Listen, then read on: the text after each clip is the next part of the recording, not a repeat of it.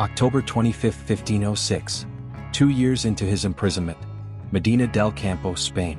The rope wasn't long enough. That's the detail that nobody who tells the story can get past. That Cesare Borgia, who planned everything, who thought 3 moves ahead of everyone in every room he ever entered, who had spent 2 years inside a Spanish castle organizing the most important escape of his life, had a rope that didn't reach the ground. His servant went first. A Spaniard, the only man admitted to Cesare's service in the castle, who had volunteered to test the rope before his master. He descended hand over hand in the darkness, reached the end of the rope, looked down at the darkness below, and let go. He fell. He hit the ground. He broke both legs. He did not cry out. He lay at the base of the castle wall in the dark with 2 broken legs and did not make a sound, because making a sound would end everything.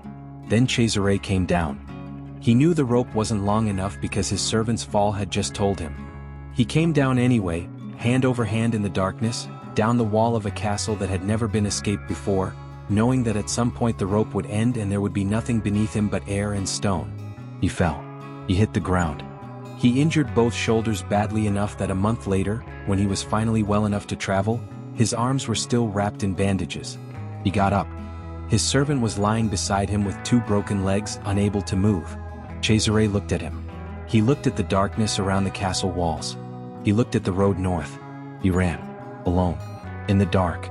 With both shoulders damaged and his arms barely functional. He ran north through Spain toward the one place left in the world where someone was still willing to take his side. And the most extraordinary thing about what happened next is not that he made it. It's what he found when he got there. Cesare Borgia escaped the only castle that had never been escaped, with a rope that wasn't long enough, landing on broken ground, running north in the dark with both shoulders damaged. What happened in the next 4 months is the last act of the most extraordinary career of the Italian Renaissance. Subscribe, like the video, and let's finish this. The escape had taken months to organize from inside a cell. The chaplain who visited Cesare's prison, a cleric whose name the sources don't record with certainty, a man whose motivations for helping are never fully explained, had been the conduit. Messages carried in and out past the guards. Arrangements made with the Count of Benevente, a Spanish nobleman who for reasons of his own was willing to provide horses and men at the base of the castle wall on the night of October 25th. What the chaplain had not been able to provide was a rope long enough to reach the ground from Cesare's window. The Count of Benevente's men were waiting at the base of the wall when Cesare landed. They had horses. They were ready. The plan had worked in every particular except the one that mattered most, the rope, and yet here was Cesare, landing on the ground bleeding and injured in the darkness, and instead of the organized departure the plan had called for, there was a badly injured man who needed to move immediately before the guards realized what had happened. They moved. North through Cantabria, through Santander, through Durango and Guipúzcoa, the Basque country, where the roads were better but where a traveling Italian nobleman with bandaged arms would attract attention he could not afford. He traveled with his identity concealed. He traveled fast, faster than his shoulders should have allowed, faster than any sensible recovery from that fall would have recommended. He arrived in Pamplona on December 3, 1506. 5 weeks after the escape, King John III of Navarre welcomed him. Visit Tirana. Jean d'Albret, Cesare's brother-in-law, the man who had married his sister Charlotte, had been waiting for an experienced military commander. Navarre was under pressure from Castile. The kingdom needed someone who understood warfare at the level that Cesare understood it. He was made Captain General of the Navarrese armies. 3 years earlier he had been Captain General of the Papal armies, Master of Central Italy, the man that Machiavelli called more than human. Now he was Captain General of a small mountain kingdom in northern Spain, commanding forces that were nothing like the professional armies he had built in the Romagna. He took the appointment without visible complaint. Because Navarre was not the destination. Navarre was the platform. From Navarre, with a military reputation rebuilt, with French support potentially renewed, with the Holy Roman Emperor as a possible patron, from Navarre, a return to Italy was conceivable. He was 31 years old. He had been Cardinal of Valencia, Duke of Valentinois, Duke of Romagna, Captain General of the Church, Master of Central Italy, prisoner in 2 Spanish castles. He had resigned the cardinalate, built a state, lost it, survived poison, survived ice water, survived a fall down a castle wall. He was not finished, or so he believed. The winter of 1506 to 1507 in Pamplona was the strangest period of Cesare's life. He was free. He was employed. He was valued. He was given horses, soldiers, a command. He attended the court of Jean d'Albret and Charlotte, his sister, whom he had barely seen since her marriage to the Navarrese king, who received him with the warmth of a woman who understood better than most people what her brother had been through. He was also, by the accounts that survive, not entirely himself. The syphilis that he had contracted in his years of power, the disease that had first appeared in his early 20s and that the malarial fever of 1503 may have temporarily suppressed, had left marks. Not just on his face, which he covered with the leather mask that the sources describe in the final years of his life. Something deeper. The particular recklessness that characterized his behavior at Viana, the overconfidence, the charging ahead of his own escort, the abandonment of the careful tactical wariness that had made him formidable, has led some historians to argue that the syphilis had begun to affect his judgment. Others argue that he was simply himself, that the man who had always fought personally, who had always been at the crisis point of every battle he commanded, was doing what he had always done. The sources don't resolve this question. They just record what happened. In early March 1507, Cesare joined King Jean at the town of Viana, a Navarrese town in the hands of Luis de Beaumont, a man loyal to Ferdinand of Aragon. The castle was weakly garrisoned. It seemed an easy target, weakly garrisoned and inadequately provisioned. Grokopedia. The siege should have been routine.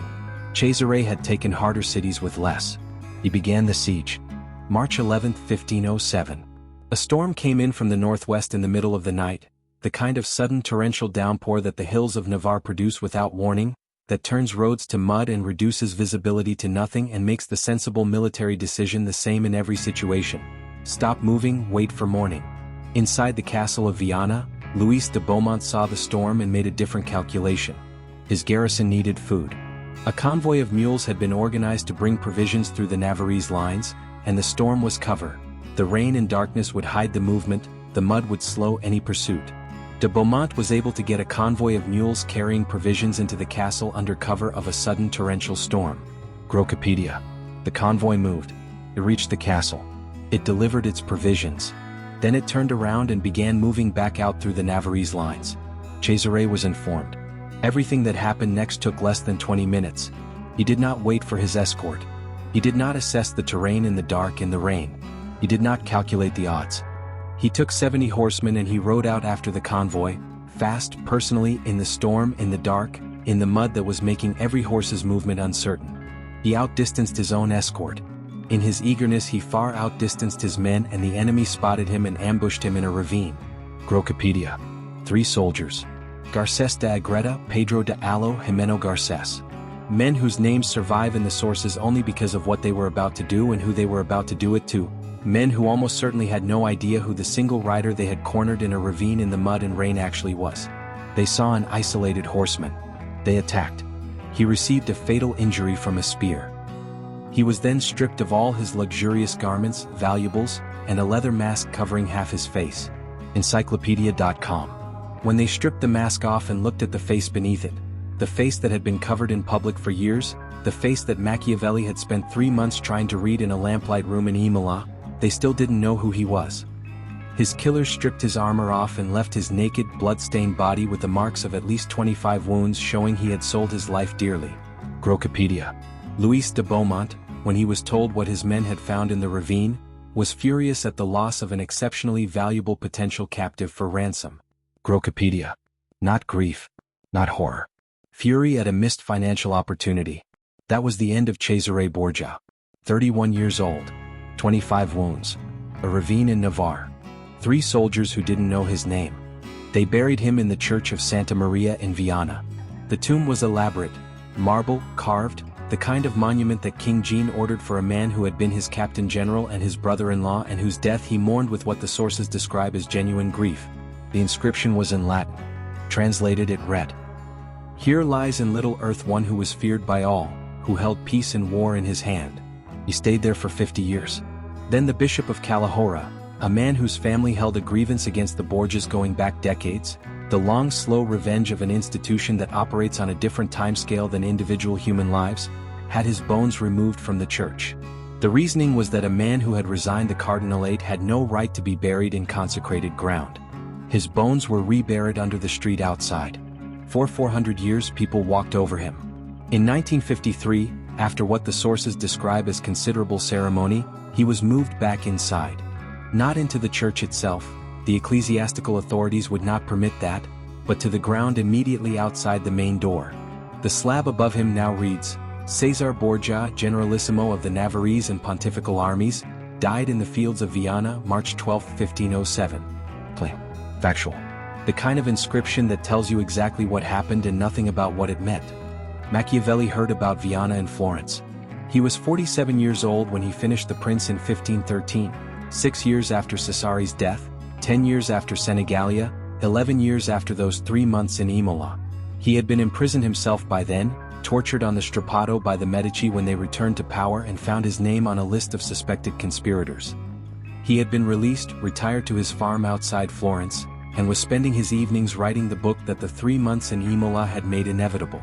In Chapter 7, the chapter about Cesare, he did something that no political philosopher before him had done.